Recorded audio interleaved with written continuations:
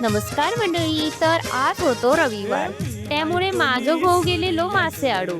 कसला काय हलवा आणि पापलेटाचा भाव अगदी गगनात भिडलो होतो. त्यामुळे गप गुमान 200 रुपयाचे 4 बांगडे घेऊन घराच्या वाटेक लागलो.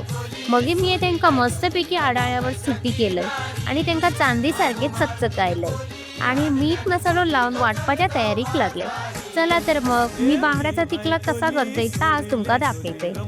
5 ते 6 लाल मिरचे, तिरफाळा, अंदाजान धणे थोडा वेळ पाण्यात भिजत ठेवले.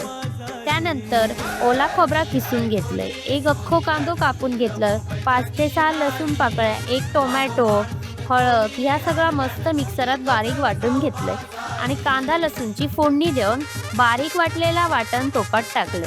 त्यात थोडं पाणी घातलं, मीठ आणि 7 ते 8 कोकम घालून साफ केलेले मासे घालून घेतले.